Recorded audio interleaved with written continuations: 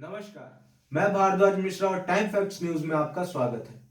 आज हम बात कर रहे हैं एक ऐसे क्रांतिकारी की जिन्होंने भारत को आजाद कराने के लिए भगत सिंह के साथ अपना भरपूर सहयोग निभाया, लेकिन आजाद भारत में उनकी जरा भी कदर नहीं की गई। उन्हें अपनी रोजी और दिनचर्या के लिए दर दर की ठोकरें खानी पड़ी। जी हाँ, हम बात कर रहे हैं बटुकेश्वर दत्त की, जिन्होंने भगत सिंह के साथ मिलकर आजादी में अपना भरपूर सहयोग निभाया, लेकिन भगत सिंह के साथ उनको फांसी की सजा नहीं दी गई। उन्हें काला पानी की सजा मिली और वो आजादी के बाद भी भारत में जिंदा रहे। बटुकेश्वर दत्त जैसे क्रांतिकारी को आज़ादी के बाद जिंदगी की गाड़ी खींचने के लिए कभी एक सिगरेट कंपनी का एजेंट बनकर भटकना पड़ा तो कभी डबल रोटी बनाने का काम करना पड़ा। जिस आदमी के ऐतिहासिक किस्से भारत के बच्चे बच्चे की जबान पर होनी चाहिए थी, उसे खुद एक मामूली टूरिस्ट गाइड बनकर गुजर बसर करनी पड़ी।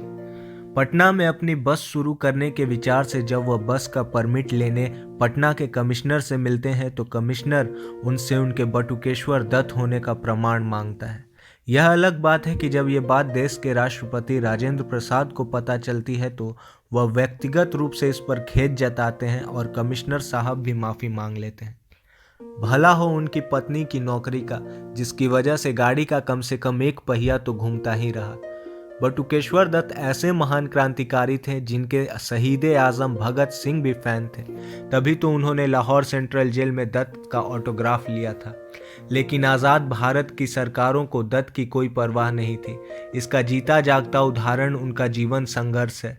देश की आज़ादी के करीब 15 साल तक सलाखों के पीछे गुजारने वाले बटुकेश्वर दत्त को आज़ाद भारत में नौकरी के लिए भटकना पड़ा। चमन लाल आज़ाद ने एक लेख में लिखा कि इतने महान सूरवीर को हमारे देश में जन्म लेकर भारी भूल की। खेद की बात है कि जिस व्यक्ति के देश के स्वतंत्रता कराने के लिए प्राणों की बाजी लगा दी और जो फांसी से बाल बाल बच गया, आज ऐसी स्थिति में अस्पताल में पड़ा है और उसे पूछने वाला कोई नहीं। जानकारी मिलने पर पंजाब सरकार ने बिहार सरकार को 1000 का चेक भेजकर वहां के मुख्यमंत्री के सहायक को लिखा कि यदि पटना में बटुकेश्वर दत्त का इलाज नहीं हो सकता तो राज्य सरकार दिल्ली या चंडीगढ़ में उनका इलाज का खर्च उठाने को तैयार है। इस पर बिहार सरकार हरकत में आई। दत्त का इलाज शुरू किया गया, लेकिन तब तक देर हो चुकी थी। 22 नवंबर 1964 को उन्हें दिल्ली लाया गया।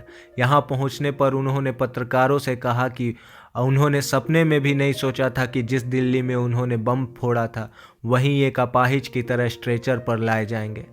बटुकेश्वर दत्त को सफदरजंग अस्पताल में भर्ती किया गया। बाद में पता चला कि उनको कैंसर है और उनकी जिंदगी के कुछ ही दिन बाकी हैं। कुछ समय बाद पंजाब के मुख्यमंत्री राम किशन उनसे मिलने पहुंचे। छलकती आंखों के साथ बटुकेश्वर दत्त ने मुख्यमंत्री से कहा, मेरी यही अंतिम इच्छा है कि मेरे दोस्त मेरे दाह संस्कार मेरे भगत सिंह की समाधि के बगल में की जाए। 20 जुलाई 1965 की रात 1:50 पर वह दुनिया छोड़कर चले गए। भगत सिंह के साथ फांसी न होने से बटुकेश्वर दत्त निराश हुए थे।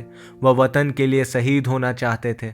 उन्होंने भगत सिंह तक ये बात पहुंचाई। तब भगत सिंह ने उनको पत्र लिखा कि वह दुनिया को यह दिखाएं कि क्रांतिकारी अपने आदर्शों के लिए मर ही नहीं सकते, बल्कि जीवित रहकर जेलों की अंधेरी कोठरियों में हर तरह का अत्याचार भी सह सकते हैं।